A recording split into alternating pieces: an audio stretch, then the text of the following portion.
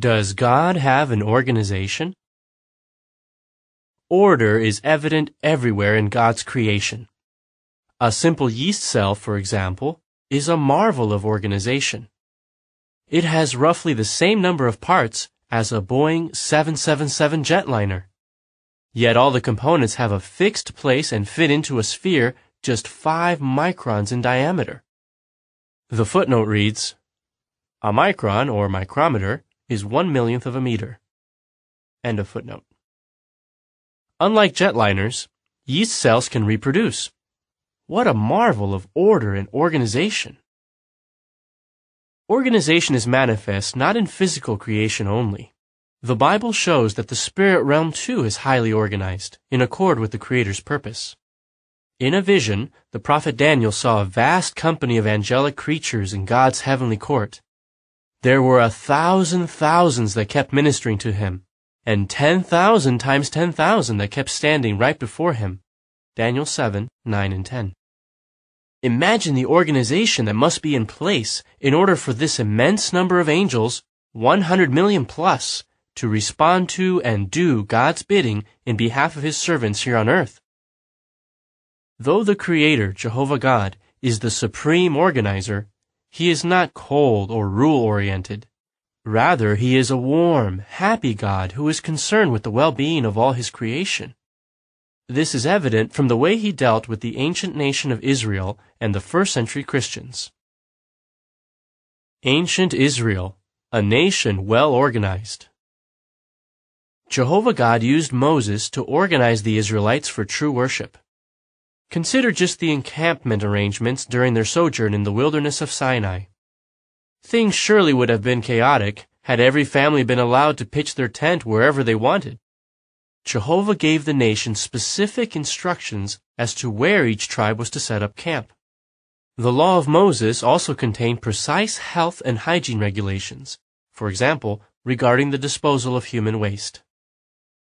When the Israelites entered the Promised Land, they were a nation highly organized in many ways.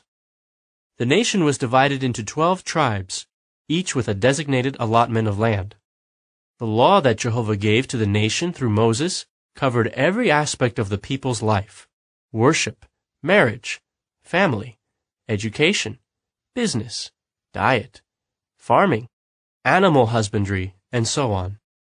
Although some laws were specific and detailed, all were an expression of Jehovah's care for his people and contributed to their happiness. By complying with these loving arrangements, the Israelites enjoyed Jehovah's special favor. While it is true that Moses was a talented leader, success or failure depended not on his leadership skills, but on his loyalty to God's organization. For example, how did Moses decide what route to take through the wilderness? Jehovah provided direction by means of a pillar of cloud during the day and a pillar of fire at night. Although God used humans, it was Jehovah himself who organized and directed his people. The same was true in the first century. The early Christians were well organized. As a result of zealous preaching by the apostles and disciples, Christian congregations were established in many parts of Asia and Europe in the first century. Though these congregations were scattered about, they were not isolated, independent groups. Instead, they were well organized, and they benefited from loving oversight by the apostles. For example, Titus was assigned by the Apostle Paul to Crete to get everything organized there. Titus 1:5, the Jerusalem Bible. And Paul wrote to the Corinthian congregation that some brothers possessed powers of organization, or were organizers. 1 Corinthians 12:28, the New Testament in modern speech, and the Bible in contemporary language. But who was responsible for such order? Paul said that God compounded or organized the congregation. 1 Corinthians 12:24, the Riverside New Testament.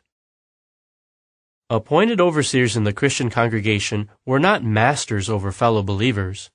Rather, they were fellow workers who followed the direction of God's Spirit, and they were expected to be examples to the flock. 2 Corinthians 1:24 and 1 Peter 5:2 and 3. It is the resurrected Jesus Christ, not a mere human or a group of imperfect men, who serves as the head of the congregation.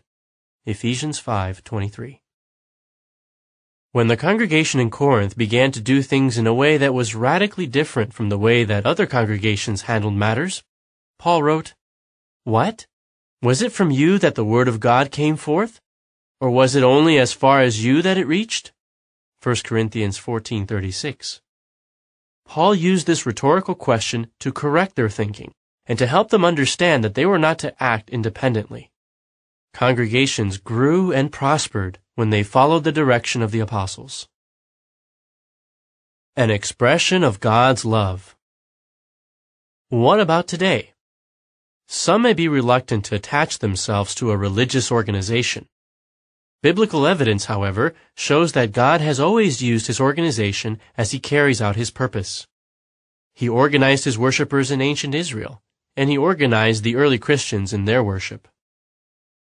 Is it not logical, therefore, to conclude that Jehovah God still directs his people as he did in the past? Yes, having his worshipers organized and unified is an expression of his loving care for them. Today, Jehovah uses his organization in accomplishing his purpose toward mankind. How can his organization be identified? Consider the following criteria. True Christians are organized to accomplish a work. Jesus commanded his followers to preach the kingdom good news to all nations, a task that would be impossible without an international organization. To illustrate, you can easily feed one person on your own, but if you have to feed many thousands, even millions, you will need a well-organized group of people whose efforts are coordinated. In fulfilling their commission, true Christians serve shoulder to shoulder or cooperate in God's service. Zephaniah 3:9, Byington. Would a multinational, multilingual, multiracial work be possible without a unified, harmonious organization?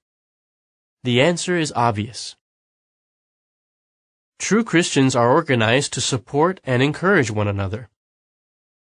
A lone mountaineer can decide where he wants to climb, and he does not have to look after less experienced climbers. However, if he has an accident or gets into difficulty, he will be in serious danger, as there will be no one to assist him. Isolating oneself is truly unwise. For Christians to carry out Jesus' command, they must help and support one another. The Christian congregation provides much-needed biblical instruction, training, and encouragement for all to keep going and not to give up.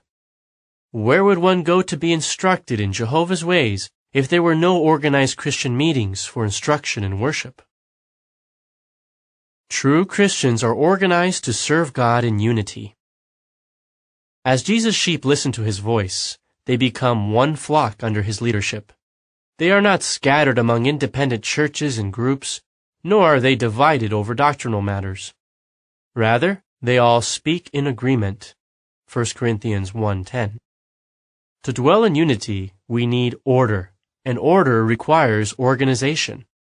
Only a unified brotherhood can have God's blessing.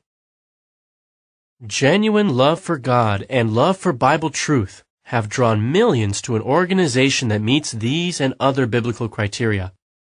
As an organized and unified body of people, Jehovah's Witnesses worldwide endeavor to do God's will.